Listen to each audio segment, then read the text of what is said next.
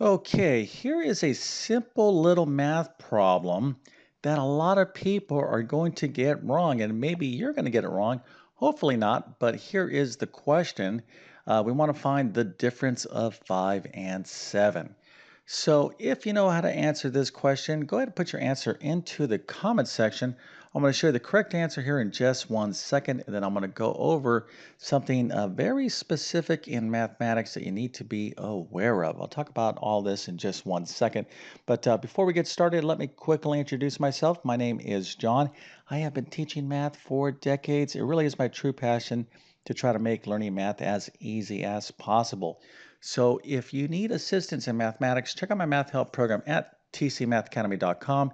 You can find a link to that in the description below. And if this video helps you out, don't forget to like and subscribe, as that definitely helps me out.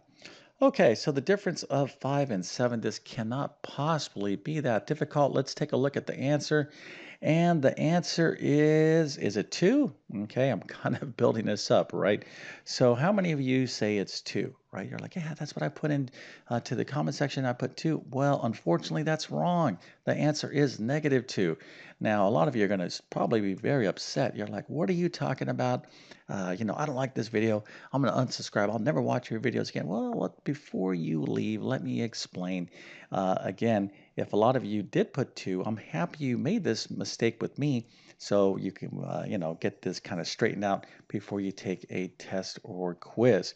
But for those of you that did answer with -2, congratulations. You are definitely a math genius. Let's go ahead and celebrate by giving you a nice little happy face, an A plus, a 100%, and multiple stars. So you can brag to your friends and family that indeed you understand math terminology, okay? Because what we really need to understand is, what does this word mean in mathematics, okay? Remember, math is a language, and you got to understand, what these words mean, okay? If not, you're not going to really understand what to do, right? So that's really the key to doing this problem.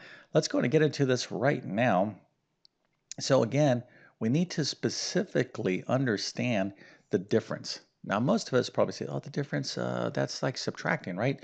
Yeah, you're thinking in the right way, but these definitions in mathematics, especially the difference, the sum, the difference, the product, the quotient, these are the results of doing basic math operations like addition, subtraction, multiplication, and division.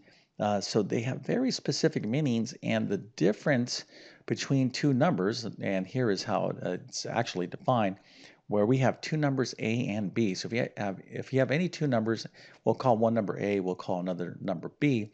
The difference of A and B is equal to A minus B. It's very specific. It's A first minus B second.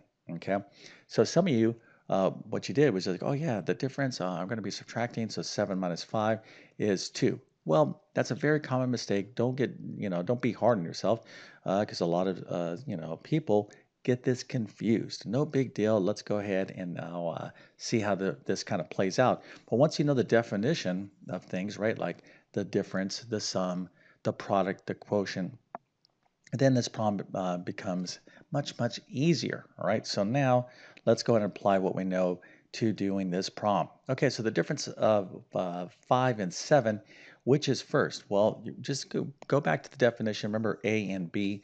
So we have to have 5 first, right? 5 is our A. Okay, so that's got to be first minus B. Okay, 7 is our B, so that comes second. All right, so 5 minus 7 is what we have to figure out. Now, this could turn into another issue for those of you that may not be up to speed on your positive and negative number rules. No big deal.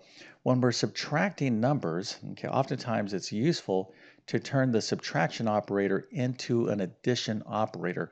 And we can do that by doing something called plus negative. So we're going to take our subtraction operator and turn it into an addition operation by putting a little negative sign to the right. I'll do this again. So here we got subtraction. I can say, I don't want to deal with subtraction. I'm going to turn this into plus negative. And that negative goes to the number to the right.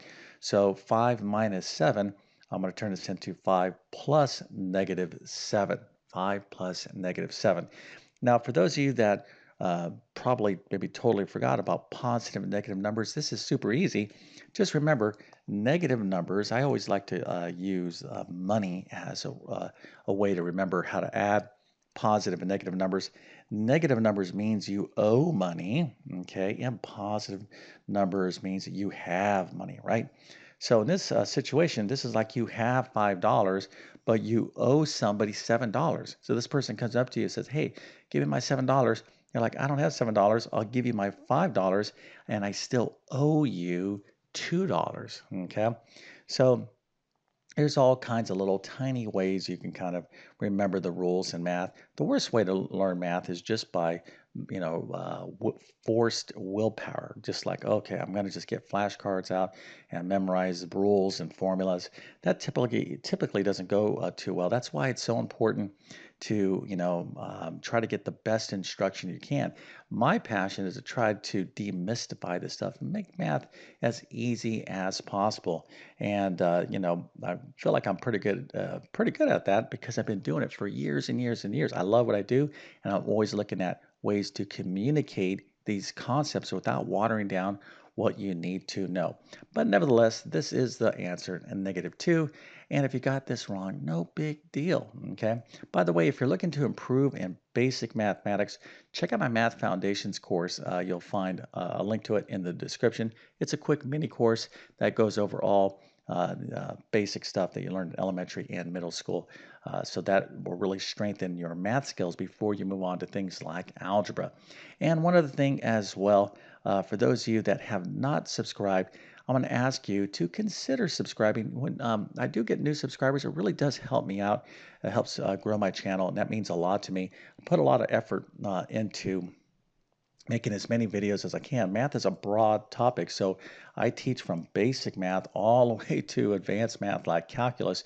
So that's a lot of content I try to cover, but I love doing it. Okay, and it really does mean a lot to me when if you're getting value out of my videos, to subscribe and make sure you hit that notification button because you'll get my latest content. If you like my content, you'll get notified of it, and I'm pretty much posting every day.